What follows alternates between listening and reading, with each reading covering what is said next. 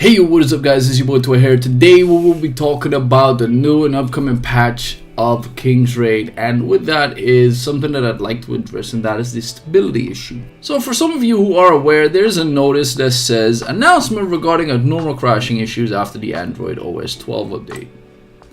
And that is myself included, even though I don't necessarily play it on an Android and just play it on what I'd like to call LD player. There are some temporary measures for abnormal crashes, and you could just go through these steps and try to figure things out. I've tried it myself, and the real question is, does it really help? I'm not quite sure. However, I'm going to add a few things of my own to help people crash a little bit less. If you are, however, a phone user, this might apply to you, but I am not quite sure about it.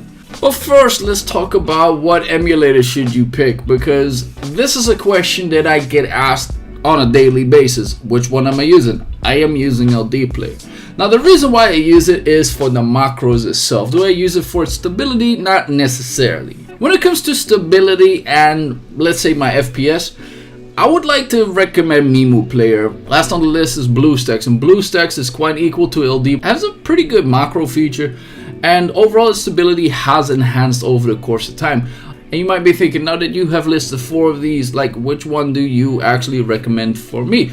Well, that's a good question, because I find that LD Player works for me, but not necessarily for everybody else. So let's face it, I don't have a straight recommendations like you should be playing this one. The only thing that I can tell you guys is very simple: try them out. Also note that within time, these softwares will be updated as well and do get enhanced in terms of performances. This also means that for now, what I'm using right now, LD Player might be not enough in about 4 or 5 months. Then I transfer myself to BlueStacks, and if that doesn't work, I go to Memu and I just try, rinse and repeat.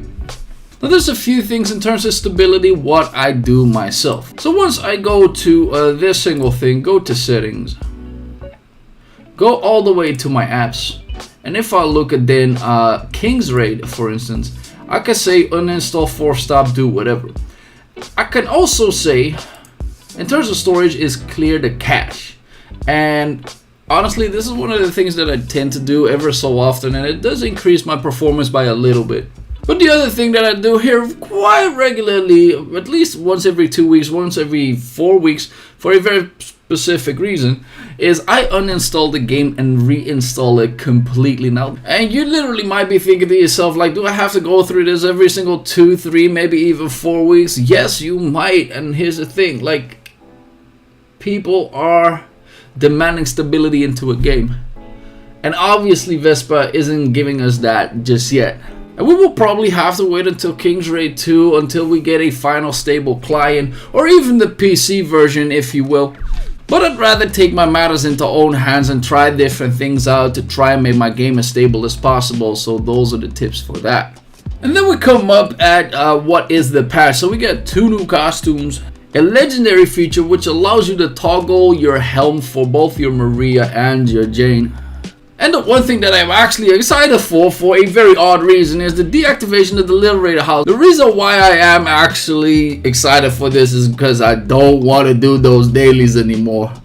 It was so horrendous just feeding the pets manually, and oh my dear lord, I lost track of it at some point as well. But do note that whenever you're trying to get into the game, it simply shows you this piece of text. Little Raiders have been wonderful companions for Raiders, and now they will aid you at a much closer distance. They will now belong to the Manage Heroes tab instead of the Little Raider House. Also, they will no longer summoned and sent on expedition, but assist you with imprinting effects that will be added later. So this is not in the current patch, but will be added into the January 2nd patch for what I've heard. However, the rubies that have been consumed for the addition of the extra incubator will be refunded during the maintenance on the 25th of January. So the rubies that I used for the 2nd and the 3rd incubator will then be given back to us. And last but not least, we got some events, and they hold some clovers once again. And if you then still have some leftovers that you still didn't get from the cauldron, you will then be able to buy it.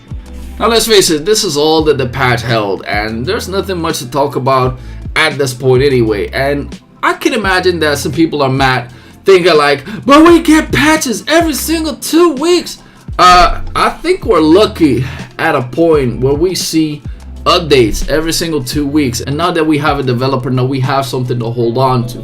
However, I do get everybody is a little bit on edge, no pun intended, that we don't know where the ship is sailing just yet. I really hope that Vespa will pull through at some point, showing us some new goodies with the new direction that they are heading into. That being said, I'd like to use this opportunity as well to ask the people if you guys want to change anything about this game that isn't mentioned just yet. Put it down into the comments, let me know. If I get enough comments, I might even make a separate video on it, talking about all the changes that we could get into this game. If anything, if you like this video, make sure to like a sub if you haven't already, and I'll see you guys into the next one. Peace.